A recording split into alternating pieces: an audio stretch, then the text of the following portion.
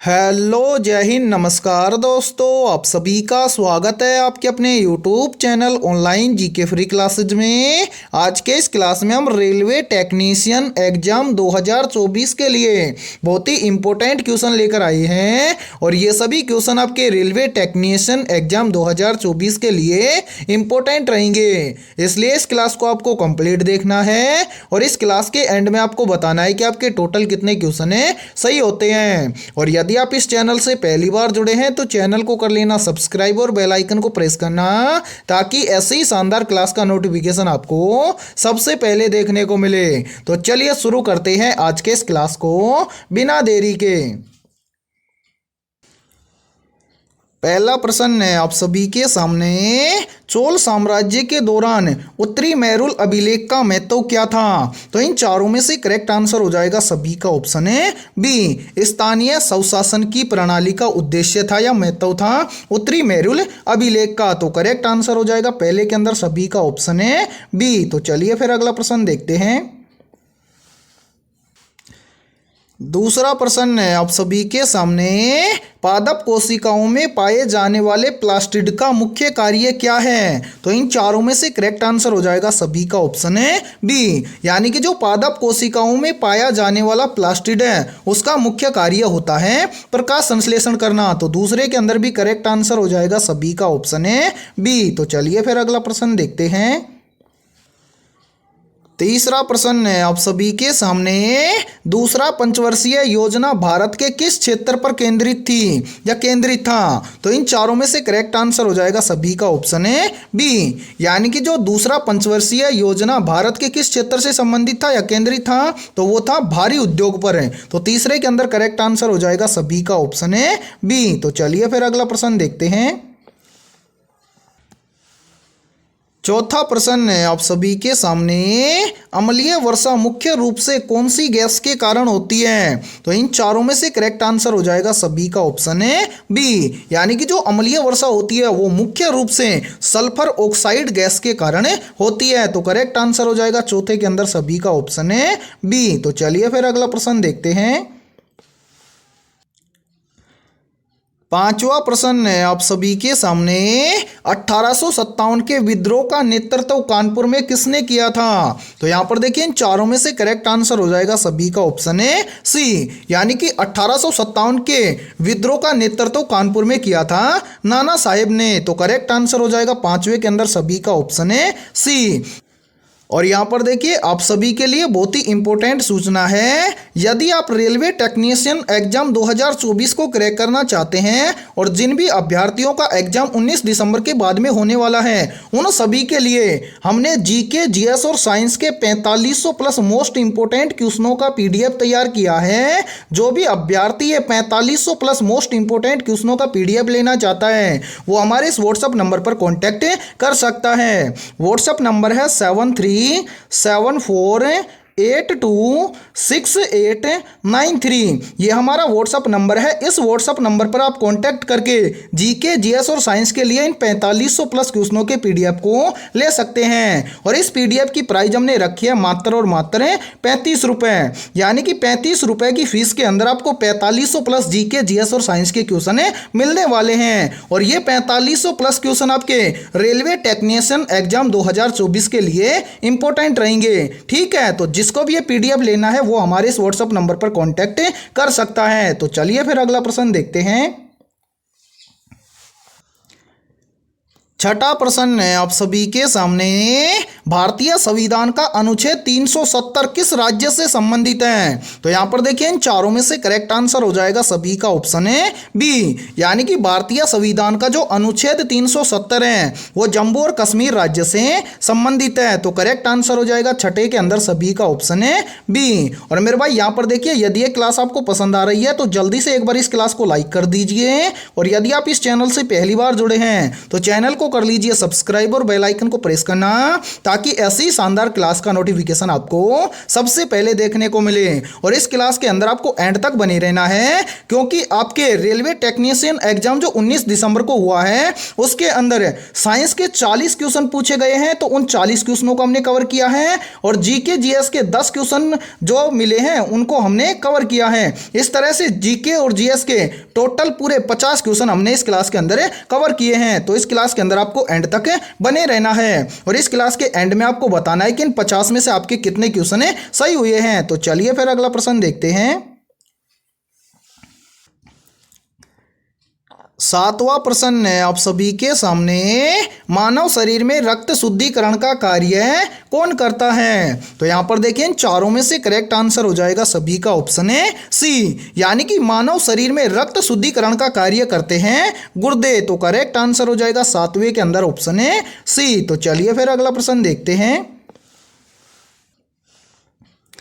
8वां प्रश्न है आप सभी के सामने, निम्न में से सबसे हल्का तत्व कौन सा है? तो यहां पर इन चारों में से करेक्ट आंसर हो जाएगा सभी का ऑप्शन है सी, यानी कि इन चारों में से सबसे हल्का तत्व है हाइड्रोजन। तो करेक्ट आंसर हो जाएगा 8वें के अंदर सभी का ऑप्शन है सी। और यहां पर देखिए आगे जिनका भी एग्जाम होने वाला है वो इस क्वेश्चन को याद रखना। क्वेश्चन पूछा जाता है कि वायुमंडल में सबसे अधिक मात्रा में कौन सी गैस पाई जाती है और ये कितने प्रतिशत मात्रा में पाई जाती है, ये भी आप याद रखना। तो देखिए वायुमंडल में सबसे अधिक मात्रा में कौन सी गैस पाई जाती है? तो वायुमंडल में सबसे अधिक मात्रा में गैस पाई जाती है नाइट्रोजन गैस।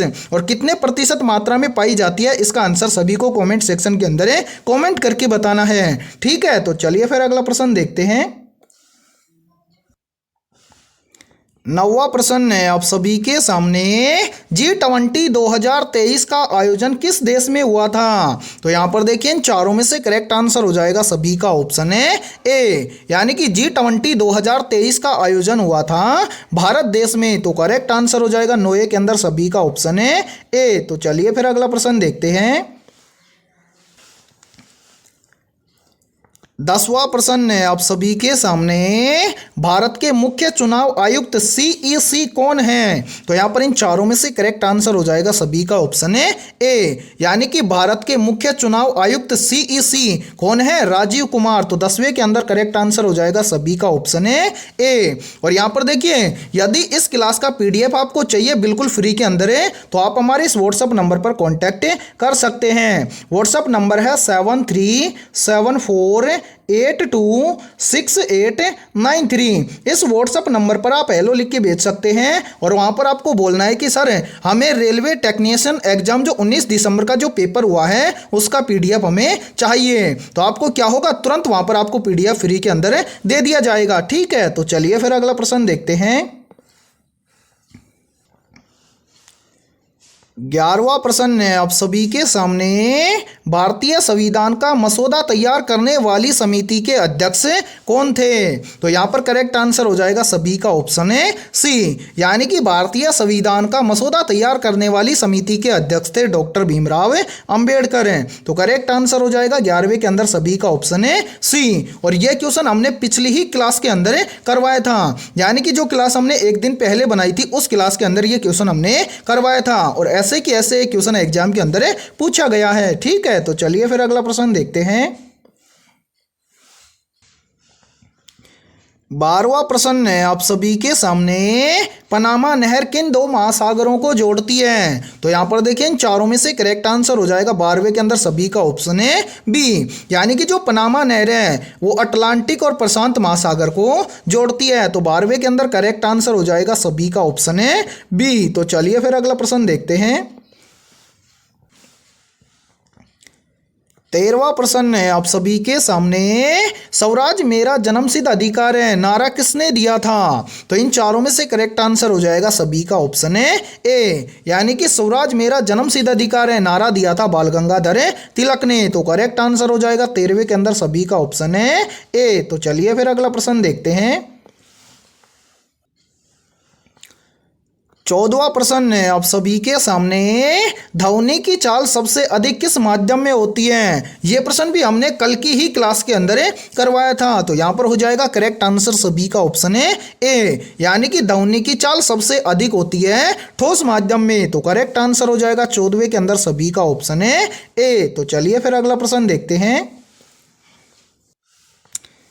15वां प्रश्न है आप सभी के सामने, निम्न में से प्रकाश वर्ष किसके मात्रक हैं, या फिर प्रकाश वर्ष है ये किसका मात्रक है। तो यहाँ पर देखिए इन चारों में से करेक्ट आंसर हो जाएगा सभी का ऑप्शन है बी, यानी कि जो प्रकाश वर्ष है ये दूरी का क्या है, मात्रक है। तो करेक्ट आंसर हो जाएगा 15वें के अंदर सभी का ऑप्शन है बी। तो चलिए फिर अगला प्रश्न देखते हैं।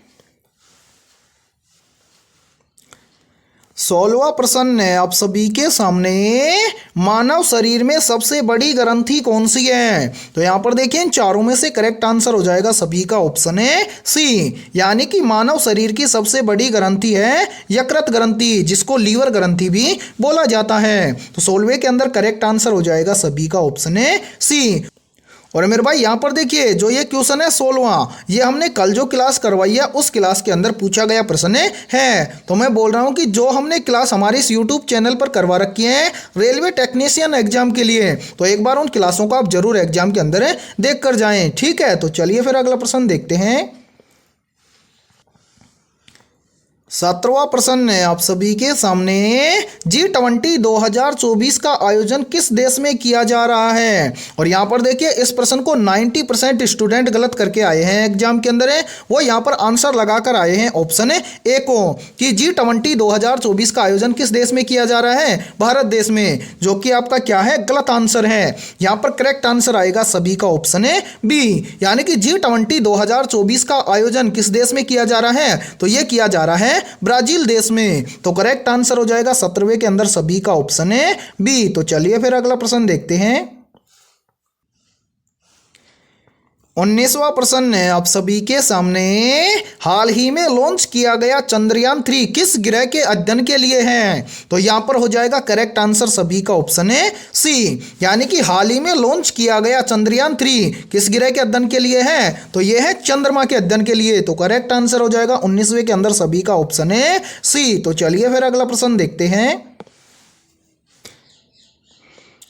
20वां प्रश्न है आप सभी के सामने, 2024 में भारत के नए मुख्य न्यायाधीश कौन बने हैं, करंट अफेयर से संबंधित प्रश्न पूछा गया था। तो यहाँ पर हो जाएगा करेक्ट आंसर सभी का ऑप्शन है ए, यानी कि 2024 में भारत के नए मुख्य न्यायाधीश कौन बने हैं, तो वो बने हैं DY चंद्रचूड़। तो करेक्ट आंसर हो जाएगा 20वें के अंदर सभी का ऑप्शन है ए। तो चलिए फिर अगला प्रश्न देखते हैं।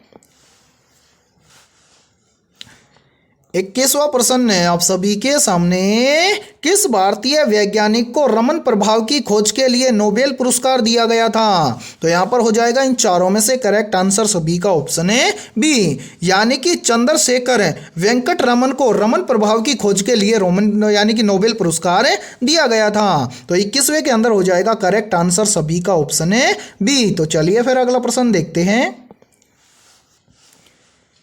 22वां प्रश्न है आप सभी के सामने, टोडो पक्षी का विलुप्त होने का मुख्य कारण क्या था। तो यहाँ पर हो जाएगा करेक्ट आंसर सभी का ऑप्शन है बी, यानी कि टोडो पक्षी का विलुप्त होने का मुख्य कारण था शिकार और आवास विनाश। तो करेक्ट आंसर हो जाएगा 22वें के अंदर सभी का ऑप्शन है बी। तो चलिए फिर अगला प्रश्न देखते हैं।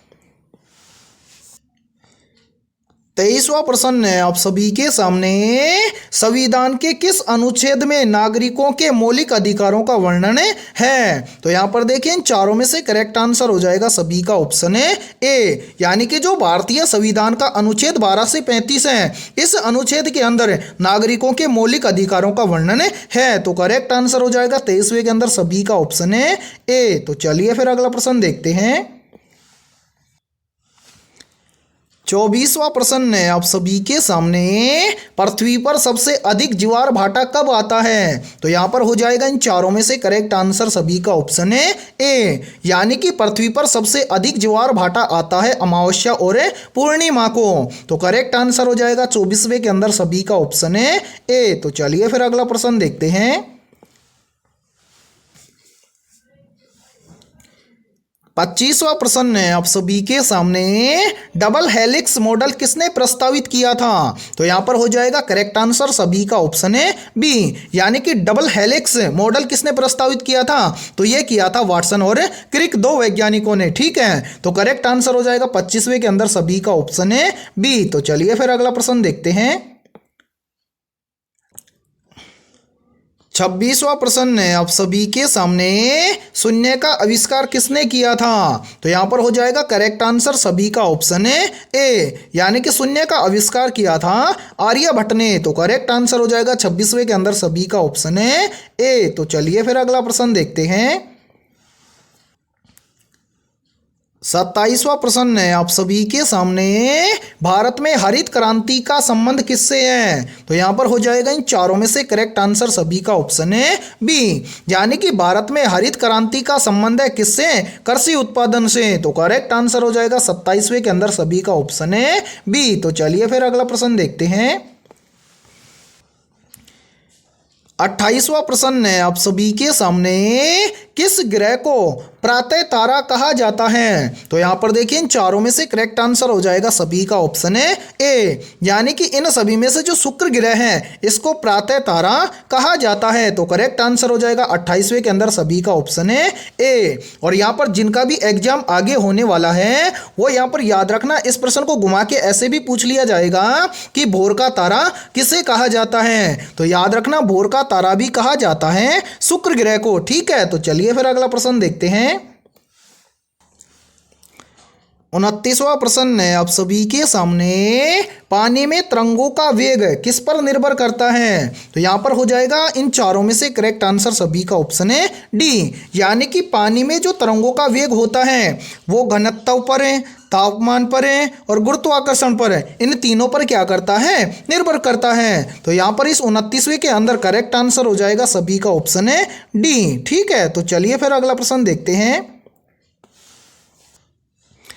30वां प्रश्न है आप सभी के सामने, भारतीय राष्ट्रीय कांग्रेस के पहले मुस्लिम अध्यक्ष कौन थे? तो यहां पर हो जाएगा करेक्ट आंसर सभी का ऑप्शन है बी, यानी कि भारतीय राष्ट्रीय कांग्रेस के पहले मुस्लिम अध्यक्ष थे बदरुद्दीन तैयबजी। तो करेक्ट आंसर हो जाएगा 30वें के अंदर सभी का ऑप्शन है बी। तो चलिए फिर अगला प्रश्न देखते हैं।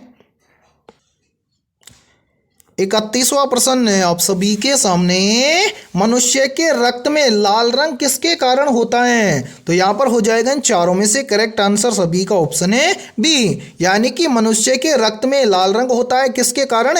हीमोग्लोबिन के कारण है। तो करेक्ट आंसर हो जाएगा 31वें के अंदर सभी का ऑप्शन है बी। तो चलिए फिर अगला प्रश्न देखते हैं।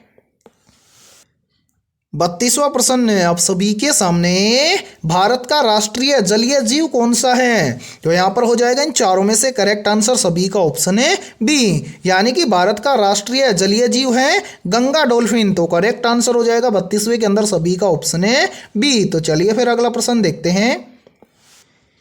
33वां प्रश्न है आप सभी के सामने, तीन वर्ग सिद्धांत का प्रस्ताव किसने किया था? तो यहां पर हो जाएगा करेक्ट आंसर सभी का ऑप्शन है डी। ठीक है, तो चलिए फिर अगला प्रश्न देखते हैं। 34वां प्रश्न है आप सभी के सामने, जैव विविधता शब्द का क्या अर्थ है? तो यहां पर हो जाएगा करेक्ट आंसर सभी का ऑप्शन है ए, यानी कि जैव विविधता शब्द का अर्थ है प्रजातियों की विविधता। तो करेक्ट आंसर हो जाएगा 34वें के अंदर सभी का ऑप्शन है ए। तो चलिए फिर अगला प्रश्न देखते हैं।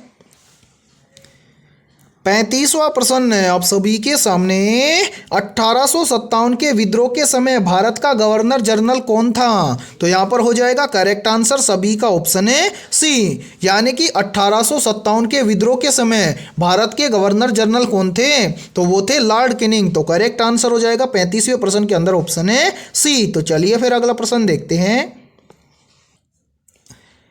36वां प्रश्न है आप सभी के सामने, भारत में सबसे बड़ा काजीरंगा राष्ट्रीय उद्यान किसके लिए प्रसिद्ध है? तो यहां पर देखिए इन चारों में से करेक्ट आंसर हो जाएगा सभी का ऑप्शन है बी, यानी कि भारत में सबसे बड़ा जो काजीरंगा राष्ट्रीय उद्यान है वो एक सींग वाले गैंडे के लिए प्रसिद्ध है। तो करेक्ट आंसर हो जाएगा 36वें के अंदर सभी का ऑप्शन है बी। और यहां पर देखिए जिनका भी एग्जाम आगे होने वाला है वो यहां पर इस प्रश्न को याद रखना, प्रश्न यहां से इस तरह से भी बनता कहता है कि काजीरंगा राष्ट्रीय उद्यान किस राज्य में स्थित है? तो याद रखना, काजीरंगा राष्ट्रीय उद्यान किस राज्य में स्थित है? तो काजीरंगा राष्ट्रीय उद्यान असम राज्य के अंदर स्थित है। ठीक है, इस प्रश्न को आप जरूर याद रखना। तो चलिए फिर अगला प्रश्न देखते हैं। 37वां प्रश्न है आप सभी के सामने, भारत में सबसे ऊंचा जलप्रपात कौन सा है? तो यहां पर हो जाएगा इन चारों में से करेक्ट आंसर सभी का ऑप्शन है बी, यानी कि भारत में सबसे ऊंचा जलप्रपात है जोग जलप्रपात। तो करेक्ट आंसर हो जाएगा 37वें के अंदर सभी का ऑप्शन है बी। और मेरे भाई यहां पर देखिए, यदि ये क्लास आपको पसंद आ रही है तो जल्दी से एक बार इस क्लास को लाइक कर दीजिए। और यहां पर इन 37 में से अभी तक आपके कितने क्वेश्चन सही हुए हैं सभी को कॉमेंट सेक्शन के अंदर कमेंट करके बताना है। और आपके जितने भी दोस्त रेलवे टेक्नीशियन एग्जाम की तैयारी कर रहे हैं तो उनके पास भी इस क्लास को ज़्यादा से ज़्यादा शेयर करें। ठीक है, तो चलिए फिर अगला प्रश्न देखते हैं। 38वां प्रश्न है आप सभी के सामने, तांबे का प्रमुख अयस्क कौन सा है? तो यहां पर हो जाएगा इन चारों में से करेक्ट आंसर सभी का ऑप्शन है सी, यानी कि इन सभी में से जो क्यूप्राइट है ये तांबे का क्या है? प्रमुख अयस्क है। तो करेक्ट आंसर हो जाएगा 38वें के अंदर सभी का ऑप्शन है सी। तो चलिए फिर अगला प्रश्न देखते हैं। 39वां प्रश्न है आप सभी के सामने, डीएनए का पूरा नाम क्या है? तो यहां पर देखिए इन चारों में से करेक्ट आंसर हो जाएगा सभी का ऑप्शन है ए, यानी कि डीएनए का पूरा नाम होता है डीऑक्सी राइबोन्यूक्लिक एसिड। तो करेक्ट आंसर हो जाएगा 39वें के अंदर सभी का ऑप्शन है ए। तो चलिए फिर अगला प्रश्न देखते हैं। 40वां प्रश्न है आप सभी के सामने, भारत का पहला न्यायिक पुनरीक्षण मामला कौन सा था? तो यहां पर हो जाएगा इन चारों में से करेक्ट आंसर सभी का ऑप्शन है डी, यानी कि भारत का पहला न्यायिक पुनरीक्षण मामला कौन सा था? तो वो था AK गोपालन केस। ठीक है, तो करेक्ट आंसर हो जाएगा 40वें के अंदर सभी का ऑप्शन है डी। तो चलिए फिर अगला प्रश्न देखते हैं। 41वां प्रश्न है आप सभी के सामने, विश्व का सबसे बड़ा डेल्टा कौन सा है? तो यहां पर हो जाएगा इन चारों में से करेक्ट आंसर ऑप्शन है ए, यानी कि विश्व का सबसे बड़ा डेल्टा है सुंदरवन डेल्टा। तो करेक्ट आंसर हो जाएगा 41वें के अंदर सभी का ऑप्शन है ए। तो चलिए फिर अगला प्रश्न देखते हैं। 42वां प्रश्न है आप सभी के सामने, भारत में सेकेंडरी सेक्टर का मुख्य घटक क्या है? तो यहां पर हो जाएगा इन चारों में से करेक्ट आंसर ऑप्शन है बी, यानी कि भारत में सेकेंडरी सेक्टर का मुख्य घटक है विनिर्माण। तो करेक्ट आंसर हो जाएगा 42वें के अंदर ऑप्शन है बी। तो चलिए फिर अगला प्रश्न देखते हैं। 43वां प्रश्न है आप सभी के सामने, बृहस्पति ग्रह के कितने उपग्रह हैं? तो यहां पर हो जाएगा करेक्ट आंसर सभी का ऑप्शन है बी, यानी कि बृहस्पति ग्रह के कितने उपग्रह हैं? तो बृहस्पति ग्रह के 70 प्लस उपग्रह हैं। तो करेक्ट आंसर हो जाएगा सभी का ऑप्शन है बी। तो चलिए फिर अगला प्रश्न देखते हैं। 44वां प्रश्न है आप सभी के सामने, विश्व में सबसे ज्यादा चावल उत्पादन करने वाला देश कौन सा है? तो इन चारों में से हो जाएगा करेक्ट आंसर सभी का ऑप्शन है बी, यानी कि विश्व में सबसे ज्यादा चावल उत्पादन करने वाला देश है चीन देश है। तो करेक्ट आंसर हो जाएगा 44वें के अंदर ऑप्शन है बी। तो चलिए फिर अगला प्रश्न देखते हैं। 45वां प्रश्न है आप सभी के सामने, नील विद्रोह किस वर्ष हुआ था? तो यहां पर देखिए इन चारों में से करेक्ट आंसर हो जाएगा सभी का ऑप्शन है बी, यानी कि नील विद्रोह कब हुआ था? तो नील विद्रोह हुआ था 1859 में। तो करेक्ट आंसर हो जाएगा 45वें के अंदर ऑप्शन है बी। तो चलिए फिर अगला प्रश्न देखते हैं। 46वां प्रश्न है आप सभी के सामने, परमाणु बम किस सिद्धांत पर काम करता है? तो यहां पर हो जाएगा इन चारों में से करेक्ट आंसर ऑप्शन है ए, यानी कि जो परमाणु बम होता है ये विखंडन अभिक्रिया के सिद्धांत पर काम करता है। तो करेक्ट आंसर हो जाएगा 46वें के अंदर सभी का ऑप्शन है ए। तो चलिए फिर अगला प्रश्न देखते हैं। 47वां प्रश्न है आप सभी के सामने, वायुमंडल में ओजोन परत किसे रोकने का कार्य करती है? तो यहां पर हो जाएगा करेक्ट आंसर सभी का ऑप्शन है ए, यानी कि जो वायुमंडल में ओजोन परत होती है ये पैरा बैंगनी किरणों को रोकने का कार्य करती है। तो 47वें के अंदर हो जाएगा करेक्ट आंसर सभी का ऑप्शन है ए। तो चलिए फिर अगला प्रश्न देखते हैं।